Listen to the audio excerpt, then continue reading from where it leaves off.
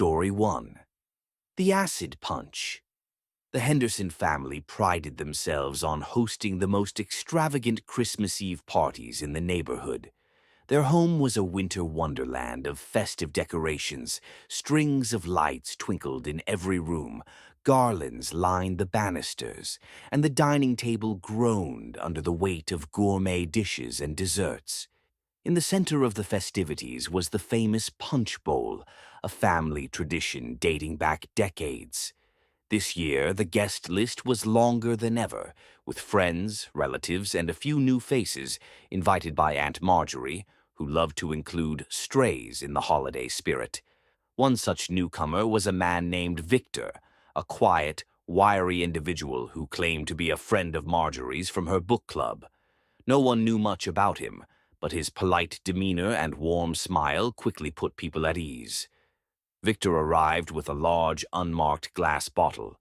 "I brought a special ingredient for the punch," he announced, holding it up. His voice was smooth, almost melodic. "An old family recipe, adds a unique kick." Mrs. Henderson hesitated but didn't want to offend a guest. "How thoughtful. Let's add it to the bowl." The punch was a vibrant red, ladled generously into crystal cups as the party reached its peak. Guests laughed, toasted to the holiday, and mingled around the room, their voices blending with the cheerful sound of carols playing in the background. Victor stood in the corner, his gaze fixed on the punch bowl, a faint, unsettling smile tugging at his lips as the guests began to drink. At first, nothing seemed amiss. People praised the punch, commenting on its tangy, slightly spicy flavor. "What's in this?" someone asked, and Victor chuckled softly. "Just a touch of tradition," he replied. But within minutes the laughter began to falter. Aunt Marjorie was the first to complain, clutching her stomach. "Oh my, I feel odd," she murmured, her voice weak.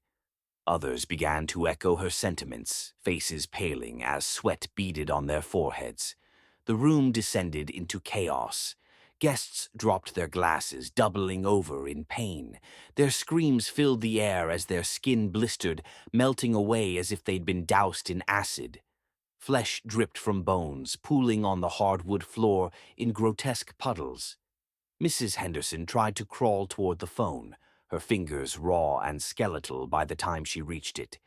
Her desperate attempt to dial 911 ended as her hand crumbled into ash, the receiver falling uselessly to the floor.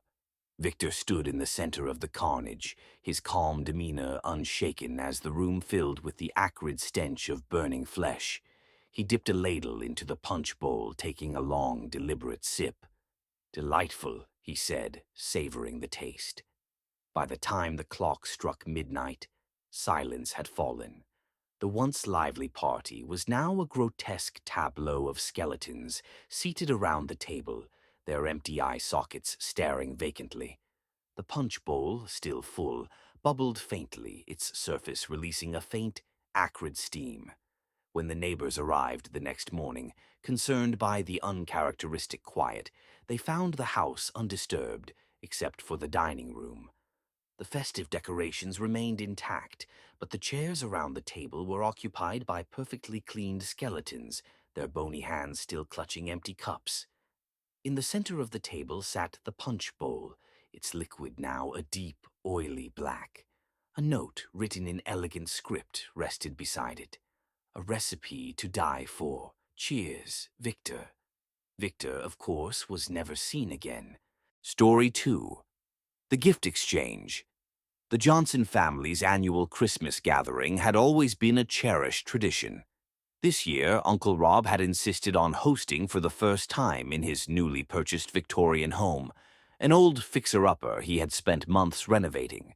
The house was impressive, towering ceilings, intricate woodwork, and a grand staircase that seemed straight out of a fairy tale.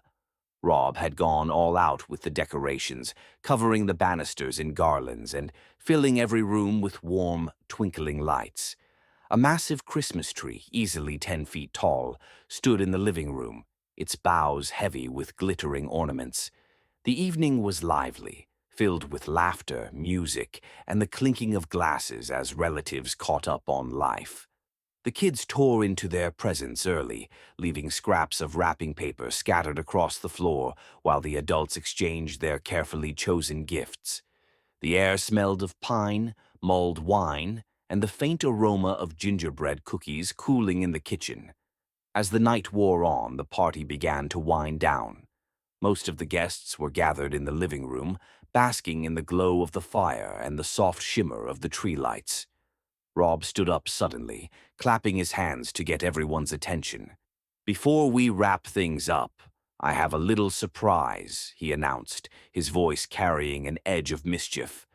"I found something interesting while cleaning out the attic, a bonus gift, if you will." Curiosity buzzed through the room as Rob reached beneath the towering Christmas tree and pulled out a box no one had noticed before. It was small, wrapped in ancient paper that looked like it might disintegrate at any moment. The bow was a brittle yellowed string tied tightly around the package. "What is it?" Aunt Linda asked, leaning forward with a skeptical look. "I have no idea," Rob admitted with a grin. "It was just sitting up there, gathering dust. Figured it'd be fun to open it together." He tugged the string loose and the fragile paper crumbled away, revealing a small snow globe. It was unlike any snow globe anyone had ever seen.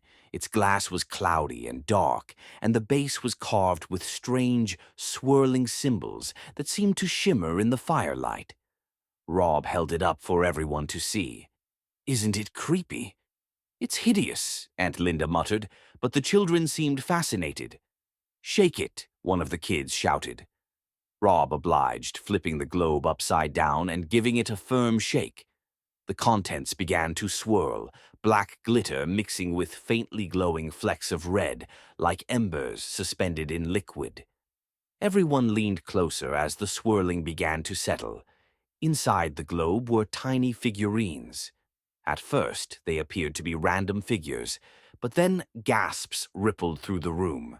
The figurines weren't random. They were exact replicas of the family members present, down to their clothing and hairstyles. Even more unsettling, their expressions were twisted in terror, their tiny faces frozen in mid-scream. "This has to be some kind of joke," Aunt Linda said, her voice trembling. Before anyone could respond, a low, vibrating hum emanated from the snow globe. The sound was subtle at first, almost imperceptible, but it grew louder, more insistent, until the windows began to rattle in their frames. The lights flickered violently, and the room plunged into darkness. Panic erupted. People screamed, stumbling over one another in the blackness. The tree began to shake, its ornaments falling and shattering on the floor. A sudden sharp laugh echoed through the room, not human but something deeper, guttural, and mocking. Rob dropped the snow globe in shock, but instead of shattering, it landed softly, upright as if guided by unseen hands. The hum reached a deafening pitch, and then, one by one, people began to freeze in place. Emma, the youngest of the group, hid under the coffee table, clutching her stuffed reindeer. She watched in silent horror as her parents were lifted into the air by an invisible force, their faces contorted in agony before they vanished completely. The room was silent now, save for the faint, eerie melody that seemed to emanate from the globe. When Emma dared to peek out, she saw the snow globe sitting on the mantel. Inside, the tiny figurines had changed. Now her family was inside the globe, their tiny faces pressed against the glass, mouths open in silent screams. The next morning, when neighbors came to check on the family, the house was empty, cold, and eerily quiet. The only thing out of place was the snow globe, perfectly placed on the mantel, its contents now an eternal, silent nightmare. Story 3. The Carolaire's Curse. Every Christmas Eve, the Johnsons threw their famous caroling party, a tradition that had lasted for over a decade. Their large home, perched at the edge of a quiet forest, was a beacon of warmth during the chilly holiday season. Strings of colorful lights glowed in every window, and a roaring fire crackled in the hearth. Neighbors and friends crowded the living room, sipping hot cider and singing along to cheerful holiday tunes. That year, the party was larger than ever, with nearly 30 guests filling the house. Children ran upstairs to play while the adults gathered around the piano for the main event of the evening, caroling. Mr. Johnson, an amateur pianist, played enthusiastically, leading the group in their favorite songs. Laughter and music spilled out into the snowy night. As the final notes of Silent Night faded, a sharp knock echoed from the front door. It was loud and deliberate, cutting through the festive atmosphere. The guests fell silent, exchanging curious glances. Mr. Johnson rose from the piano and made his way to the door. When he opened it, 3 carolers stood on the porch. They were strange figures, dressed in Victorian-style clothing that looked tattered and damp, as though they'd been walking through a storm. Their faces were pale and gaunt, their eyes sunken but gleaming with an unnatural light. "Good evening," the tallest caroler said, his voice deep and hollow, carrying a strange cadence that made the words sound rehearsed. "May we join your gathering?" Mr. Johnson hesitated. Something about them felt off. Their presence was unnerving, and their smiles didn't quite reach their eyes. But his Midwestern hospitality got the better of him. "Of course," he said, stepping aside. "Please come in and warm yourselves." The carolers entered, bringing with them a chill that seemed to seep into the very walls of the house. They stood silently in the corner for a moment, their gazes sweeping over the room as if they were sizing it up. "Would you like to sing with us?" Mrs. Johnson offered, her voice tight with forced cheer. The tallest caroler nodded. "We have a song of our own to share," he said, stepping forward. The other 2 followed, their movements stiff and unnatural. They took their places near the piano and, without warning, began to sing. Their song was unlike anything the guests had ever heard. It was slow and haunting, the melody twisting and turning in ways that felt unsettling. The harmonies were otherworldly, resonating deep within the listeners, as if bypassing their ears and going straight to their souls. At first, the guests exchanged confused glances, unsure of how to react. Then, one by one, they began to hum along. It started softly, almost imperceptibly, but grew louder as more voices joined in. The guests' faces slackened, their eyes glazing over, as they became lost in the strange, hypnotic melody. Mrs. Johnson was the first to notice something was wrong. She shook her husband's arm, but he didn't respond. His lips moved mechanically, perfectly in sync with the carolers'. She turned to the room and saw the same vacant expression on every face. Even the children, who had returned from upstairs, were standing in the doorway, humming along with eerie precision. Her heart pounded as she backed away, her hands trembling. She clapped her hands over her ears, trying to block out the sound, but it was useless. The melody seemed to vibrate through the very air, bypassing every barrier. The carolers smiled wider, their lips stretching unnaturally across their faces. The tallest one stepped forward, his voice booming as he led the song to a crescendo. As he sang, the guests began to move, shuffling stiffly toward the door. Mrs. Johnson watched in horror as they marched outside, their movements jerky and unnatural, like marionettes controlled by invisible strings. She ran upstairs, desperate to escape the sound, and peered out the bedroom window. Outside, the carolers led the procession of entranced guests into the forest. The snow reflected the pale moonlight, casting long shadows as the figures disappeared into the trees.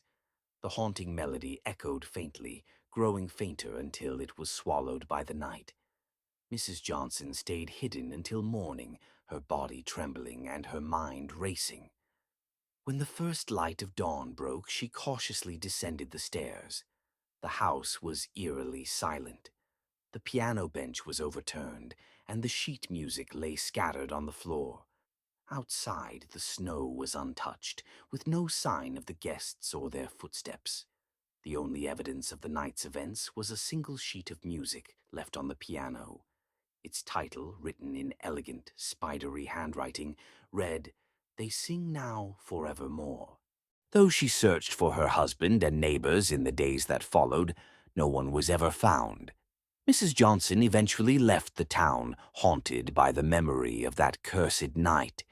But every Christmas Eve she swore she could hear faint singing in the distance, a melody that froze her blood and whispered promises of eternal songs in the dark.